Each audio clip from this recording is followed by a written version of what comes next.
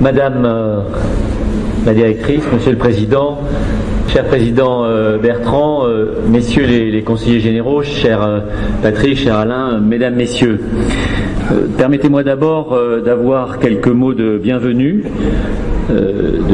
chaleureuse pour celles et ceux qui, à cette occasion, ont décidé de venir nous retrouver à Villeneuve-sur-Lot. J'espère que la qualité de cette exposition, j'espère surtout que les agréments de cette ville et du Villeneuvois en général, j'espère que la météorologie relativement clémente aujourd'hui, pour ne pas dire agréable, j'espère que tout cela vous encouragera, vous qui découvrez Villeneuve aujourd'hui, à revenir pour d'autres raisons ou même sans raison, pour le seul plaisir de vous retrouver à nouveau dans cette commune.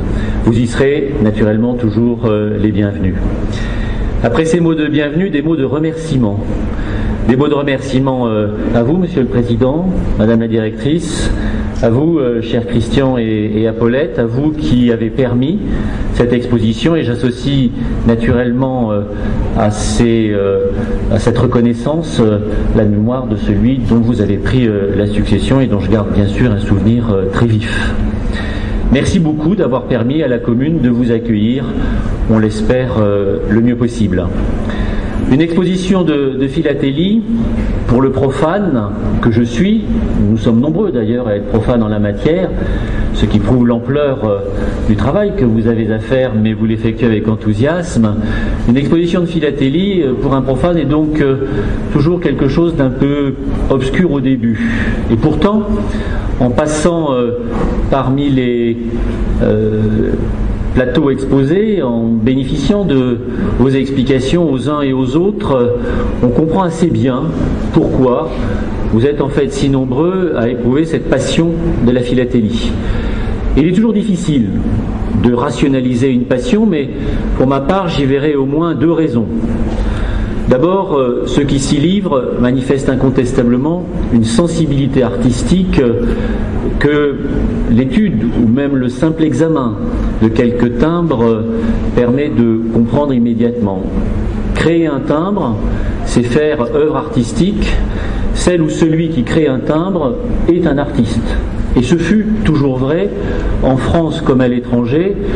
Si vous n'avez pas encore, mesdames et messieurs, eu l'occasion de passer pour admirer les différents timbres qui sont exposés, prenez le temps de le faire, attardez-vous ici ou là sur tel exemple, français ou étranger, et vous constaterez que quelle que soit l'inspiration, reproduire une commune, rappeler un métier, évoquer un paysage, quelle que soit l'inspiration, un timbre est une œuvre d'art, et de ce point de vue, je comprends la citation que vous avez rappelée tout à l'heure.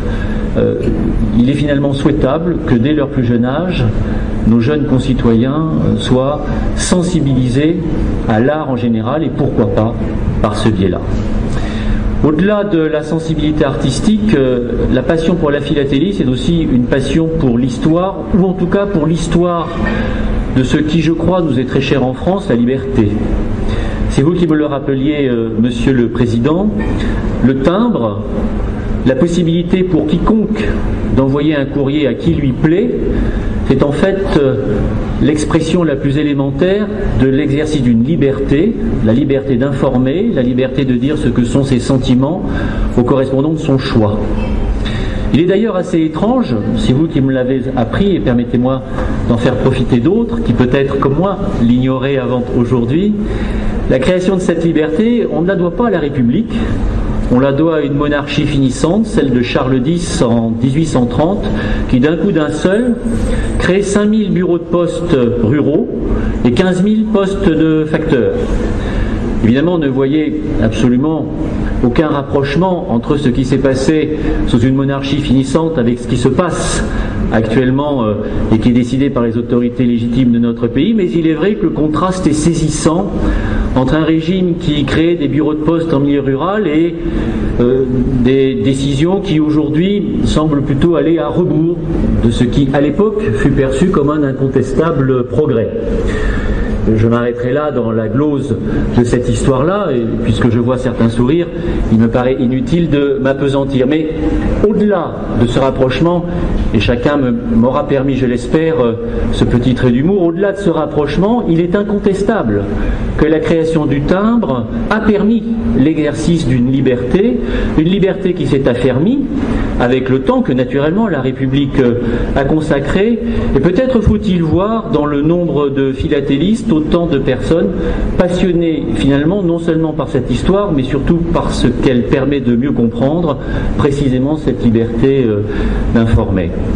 Sensibilité artistique, souci de maintien d'une forme de liberté de circulation comme d'information.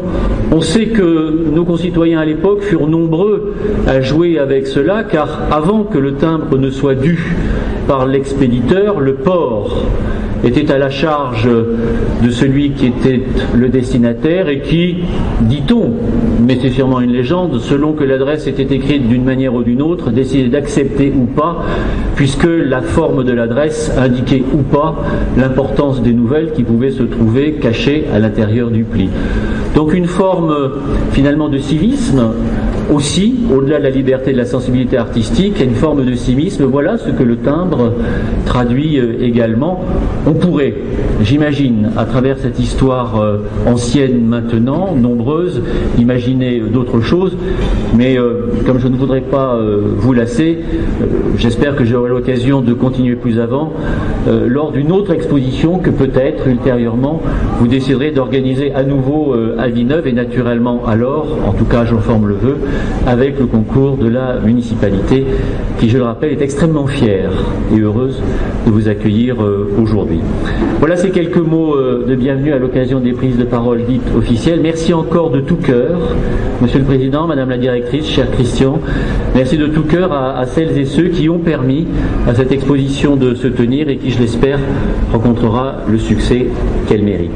Je vous remercie infiniment de votre attention, et la manifestation n'est pas terminée, car la municipalité est très heureuse à cette occasion de manifester sa reconnaissance en vous offrant à vous et à quelqu'un que je vais appeler, que je ne vois pas sur la tribune car je sais son amour de la discrétion, mais qui là pour une fois va devoir un peu rompre avec ce que fut sa pratique constante.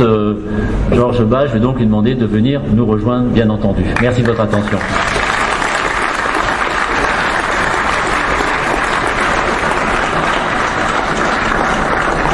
Faire ça, puis je fais la médaille de la ville. Je voudrais le timbre, ça doit être. Ah bien. Donc c'est un certain nombre de reproductions d'un timbre qui représente notre commune, avec ce que j'ai estimé être les éléments emblématiques de la ville, que sont bien sûr le Lot, bien sûr le Pont-Vieux, et puis naturellement le clocher de Sainte-Catherine, dont il n'aura échappé à personne que ces derniers temps, et naturellement d'ici quelques jours ou semaines, il sera encore mieux mis en valeur qu'il n'avait pu l'être au cours des années précédentes. Voilà. Merci pour ce timbre. Merci.